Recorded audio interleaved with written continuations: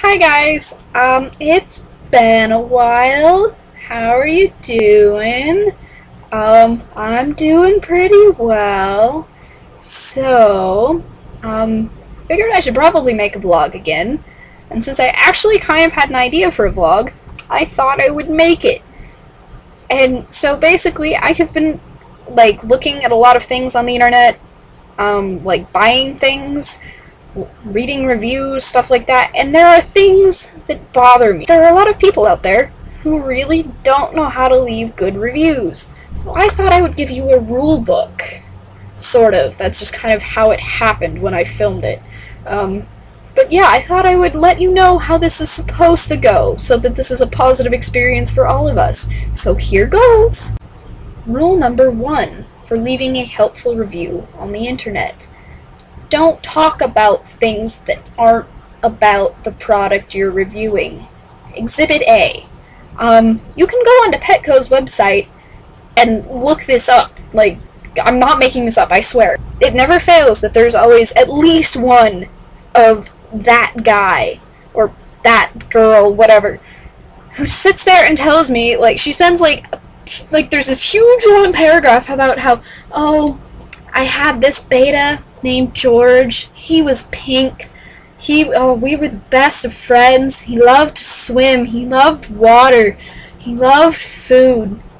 He passed away about 3 years ago, and it was a rough time on all of us. But anyway, he really loved this plant, blah blah blah blah blah. And besides the fact that the fish probably did not actually care that much about the plant, no one needs to know about your fish. I need to know if this plant is a good plant or not. I don't need to know that your fish apparently loved water. What a shocker. The best part is, though, that most of the time these are marked as, the most helpful reviews. When, 2 reviews below, there's someone telling me, yeah, I bought this, it fell apart really easily, or, oh, yeah, this was a really good value, or after a while the paint started coming up, or something like that. Something helpful that actually tells me what I need to know about whatever I'm buying, not just someone telling me about how once upon a time they had a fish. Rule number 2, review the product for the purpose that it was intended to serve. Case in point, I've been doing some iPod shopping lately, so looking on eBay, right? And just out of curiosity, I started scrolling through the reviews for the iPod Nano, right? We're all familiar with that one, right? It's the one, the 6th generation at least, is the one that everyone thinks is a shuffle with a touchscreen. So it's like a step up from a shuffle, but not quite as cool as the iPod Touch, right? But there was at least one review for it, where there was this guy sitting there complaining about how it's such a boring iPod, it doesn't play games. It was not intended to play games. If you want it to play games, then you have to go buy the iPod Touch. If this was an iPod Touch and you were telling me it couldn't play games, then I would think there's a serious problem with the iPod Touch, and then I would be a better informed consumer because I know there's a problem with the product. But no, look in the specs. It's not supposed to do that, so don't complain that it doesn't. Rule number 3. Big blocks of text. Those are bad. Too long, didn't read. It can still be that long, I promise you. You can still say all of that, but don't make it a big block of text. Please, for the love of God, organize it a little bit and break it up with some spaces and extra paragraphs so that I don't have to read the whole thing and be like, oh my god, this is terrible, when is this going to be over?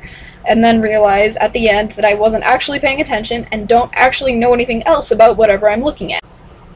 Side note for sellers, not buyers. If you happen to be selling something, make sure it's listed right. Because if I'm looking for a specific generation of iPod and you don't bother to specify, it's not going to come up in my search results and no one's going to buy it.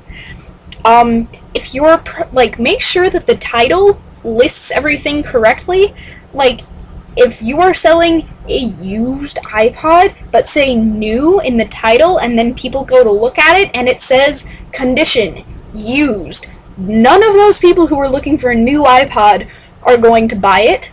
And also, if you happen to be selling something used, don't put a picture, like, off of the company website on there. Like, if you are selling a used iPod, show me a picture of the iPod that you are selling. If you tell me that a product is used, and then don't tell me how used it is, like, yeah, it still works, but you can barely see the screen, or yeah, I barely used it, took it out of the box, used it for a week, and then and decided I didn't like it or something.